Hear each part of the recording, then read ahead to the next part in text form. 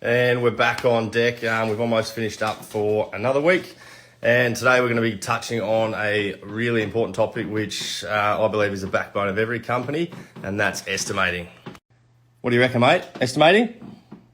No bingo? Yeah. So I'm going to start with what I used to do and where I went wrong. And then I'm going to talk about what you need to know and what I do now. So when I first started out, the mistakes I made is, one, I wasn't using a proper project management or estimating software. I was on Excel. The second one, I didn't understand my numbers. So I didn't understand what my company overheads were, what my running costs were, what they were going to be when I looked to scale as well. So not what they are right now, it's what they want to be in, say, 6 months' time or 12 months' time when you're actually doing the project. And I also didn't understand what my actual or true direct labour costs were per employee. So first things first, you want to, might be quite simply, build an Excel spreadsheet with all of those components in it, so you understand what your business takes to run before it breaks even. So we'll quickly jump into what I do now. So first things first is you've got to be getting paid for your proposals. If you're not getting paid by your customer and you're giving out free quotes to them, basically you're setting that expectation of showing them that your time is invaluable. And if you're doing something and not getting paid, the chances are that you're not going to put in the effort and do your due diligence as much as something if you were getting paid for. So you want to build a structure that allows you to get paid and make profit on your entire estimating process. And then what I found is that, like most people, you probably start as a chippy, you're transitioning into getting off the tools and being a business owner, or you're on the tools and you're doing all your estimating overnight, which we've all done. And then you start estimating bigger and bigger projects. And the problem with that is most of us aren't estimators. We're not amazing at getting all that information in our heads onto a piece of paper without missing something. And that's where I found that I was getting so overrun that when I did get to my estimating, I'd be rushing through it or making critical mistakes that were costing money throughout the project. And this is where I took a step back and said, all right, like, what am I doing wrong here? One, I don't have enough time to do it properly, or I'm not prioritising my time to do it properly. Two, I'm not an estimator, so there's someone out there that can do it better for me. So there are a handful of estimating companies out there. Some are going to be better than others. I've lucked out with going through a few, and I've found a really good one that I've built a great relationship with. So I outsource all of my estimating now. The thing about outsourcing estimating is there's a few fixed points that I'll go through to ensure that your estimate is successful. So when I broke it down on paper, I found there was 5 points to a successful estimate. So 4 of these things are actually fixed costs. And if you do it properly, you should be pretty well guaranteed that you're going to be safe on those items. So the 5 points I've come up with are your materials, your subcontractors, your labour, your overhead or your company running costs, and then you want to know your numbers. So you want to know what net profit you're looking to make at the end of the project.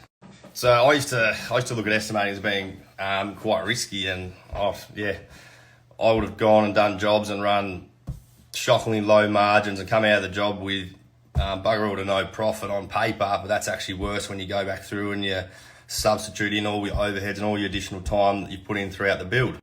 And now I've spent more and more time understanding how to estimate and where the risks associated within estimating are. And I put it on paper, and it's fairly low risk, to be honest. Like, your materials are a fixed cost. You should be able to get your estimating company that you outsource to estimate your materials extremely accurately with the appropriate software and the updated pricing list from your local supplier. And your subcontractors, so I still get fixed prices from all of my subcontractors, or if I don't get a fixed price from someone such as a tiler, I understand all their rates, the waterproofing, trim rates, miter rates, all that kind of thing. So we can pass that information on to our estimating company. So that's your materials, which are pretty well fixed. Your subcontractors, which are fixed as well. Your overheads. So this is where you want to go back and break down what your overheads are for the entire year. This is something I do at the end of every month, and I'll do a bit of a projection on where the business is going as well. So I know that the jobs that I'm pricing that we're building over the next 12 months are paying for the expenses that we look to accrue in 12 months' time. And then you need to look back and understand what your net profit is that you're looking to make out of the project. So that's not your gross profit after all your direct expenses are made. That's profit, cash in the bank after everything's been paid for. That's your true profit for that project. So that's given us 4 fixed items within an estimate or a proposal. So realistically, you should be able to get them right, and your risk on losing money on them should be extremely low if you know your numbers. The 5th component, which is the only variable component that I see in most estimates, is your labour component. Now, your labour component, we've played around with a few different methods. The one that I've found to be most beneficial is for me not to do the labour component, and also not to get your outsourced estimating company to do the labour component. Labour is something that's individual to every person and every company. So you can't put a square metre rate to it unless you're doing your spec home model and the people doing the work are actually getting paid based on a square metre. So if you're in custom homes, labour is something that you want to do in-house. And what we've come up with is that we actually get the team that's building that specific project to estimate their own labour. So we have a bit of a 3-way check. So our estimating company actually provides their own labour breakdown. I will go through and price the labour, and then I'll get my project manager who's building that specific project to price the labour for themselves. What this does, this gives us 3 points of view, I suppose, from 3 different parties, so we can put these together and come up with the most acceptable solution for labour, which is going to cover us for that project. And to do this accurately, we've broken it down as much as possible. So we've built a spreadsheet which has a lot of standard details for most homes, but then we'll go through and we'll look at this home in detail, and we might do 400, 500 or 600 line items on an Excel spreadsheet, stage by stage. It's all formulated so we can understand, all right, let's say we're boxing this slab up, we're going to break it down to as much as, all right, 2 blokes have got to go and get the tool trailer, load up the boxing, bring it to site and unload it. How long is that going to take?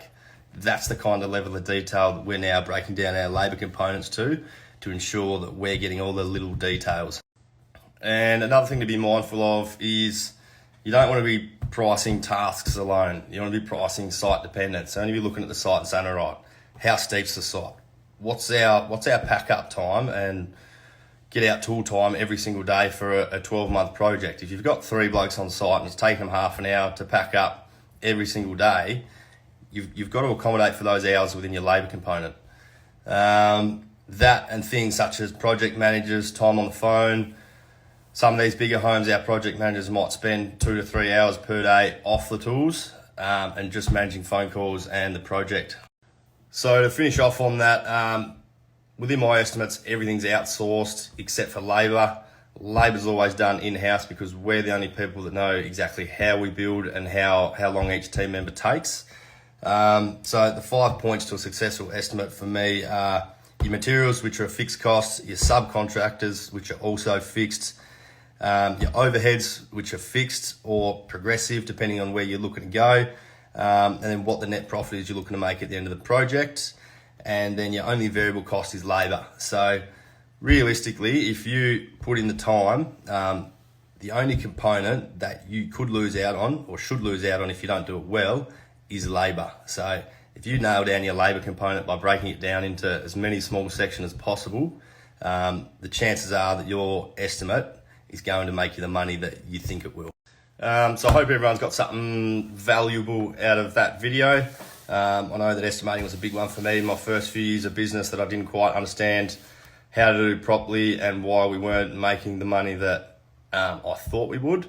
So if you've got any questions, hit me up, give me a phone call, and I'd be happy to help you understand the process that I went through to get to where we are today.